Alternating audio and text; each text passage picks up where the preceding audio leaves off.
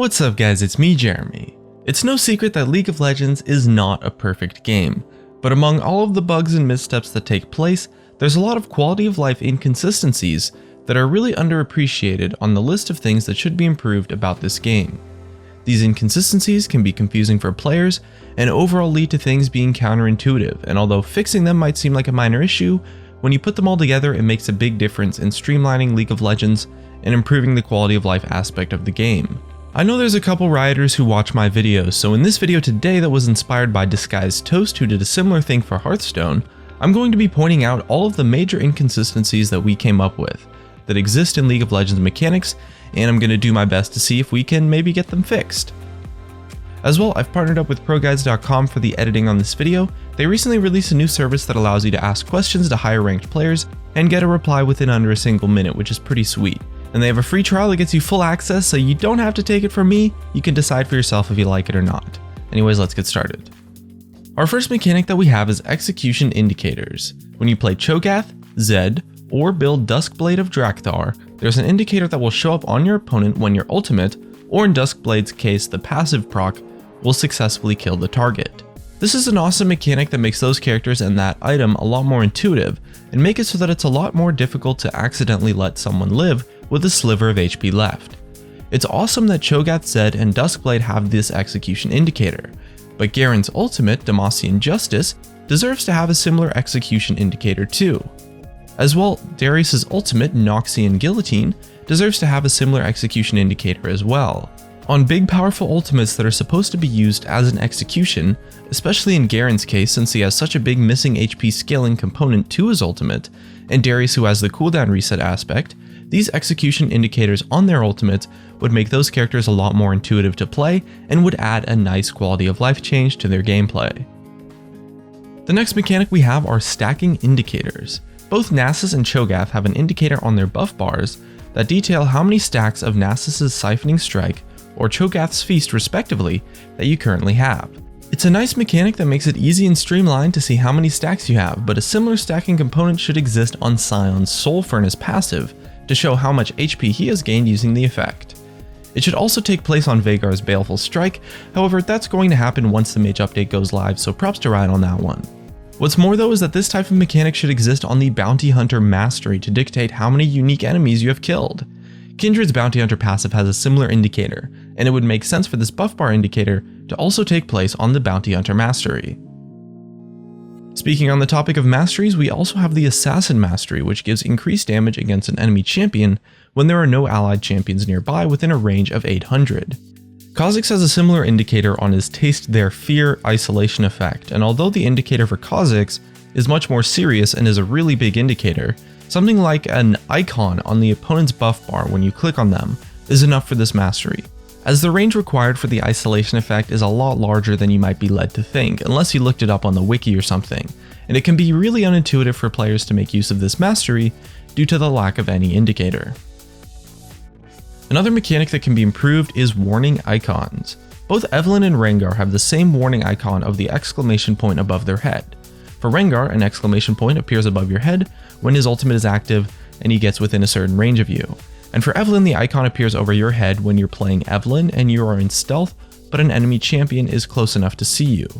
If you are playing as Evelynn and an enemy Rengar uses his ultimate and prepares to jump in on you, if you're close enough to a different opponent to proc the exclamation mark from your passive, you have no way whatsoever to tell that a Rengar is about to come out of stealth and assassinate you, thus removing a core counterplay mechanic that exists when playing against Rengar.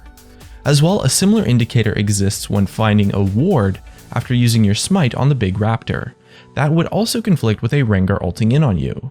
And in addition, it makes no sense for these indicators to be different when Warwick has a totally different indicator, despite having a mechanic that I would consider to be fairly similar. It doesn't have to be a huge change, but changing the color or the size of either Evelynn or Rengar's or both, as well as the ward indicators, would help a lot to distinguish between the three. Another mechanic that we have is range indicators. Twitch has an awesome range indicator on his Expunge that really helps you make sure that a target you applied your poison to is in range when you cast your Expunge, to make sure that you actually do land it on an enemy champion instead of just some minions because they happen to be out of range. This indicator is awesome, and a similar indicator should exist within Calista, who has a passive and an ability, her Rend, that functions mechanically in an extremely similar way to Expunge. Calista is the most obvious example of that, but there's a lot of other abilities too that deserve to have a similar range indicator on them as well. Sejuani's Permafrost, her E, should have a similar range indicator to know if you're in range after applying Frost on a target. As well, Kennen's passive Mark of the Storm, when comboed with his W, Electrical Surge, should have a similar range indicator to know if you're able to hit your opponent. These are all abilities that often hit minions, since they can be applied via an area of effect spell, so a lot of the time you might be able to activate the ability, but because you didn't know your opponent was out of range, you end up hitting only minions, and a range indicator would be a nice addition to those champions. As well, in a similar notion of range indicators, Morgana's ultimate has a range indicator on the second proc taking place, and it's a great thing to have for counterplay to ensure that you never try to flash away from Morgana, but end up still being in range anyway because you just didn't know the range of the ability. It's a solid mechanic and is one that should definitely exist on LeBlanc's ethereal chains, who interact with its target in the exact same way that Morgana's ultimate does. And in addition to LeBlanc's E, there's also Karma's Focused Resolve, her W, that has the same interaction as well, and deserves to be given the same range indicator. Flashing away from a chain, but then somehow still being in range of it because you underestimated the range is a frustrating thing that occurs, and the range indicators are nice to have to prevent that from happening. As well, on top of that, we have auto attack proc indicators. This started as a thing on Yasuo's Sweeping Blade to show as an indicator as to when you would be able to cast it again on the same target. After that, a similar indicator was added to Nautilus with his passive and Udyr with his bear stance, and it's a really awesome thing to have in a champion to show when you can reapply your ability on them. A similar indicator should exist on Jarvan IV with his passive to make it more clear when you will get that bonus damage on a target once again. This is especially confusing since the tooltip of Jarvan's passive actually reads, "This effect cannot occur on the same target more than once every few seconds." But in actuality, the cooldown is 10, 8, or 6 seconds based on your level, all of which are a lot longer than once every few seconds. The next inconsistency is a bit vague since Riot doesn't really release the information about skill shot hitbox widths. The only time we get information is when we see a nerf or a buff to a skill shot width in the patch notes. But essentially, the skill shot widths and respective cast indicators are extremely inconsistent and could use a massive overhaul to standardize them, or at the very least Riot should release the information on skill shot hitbox sizes.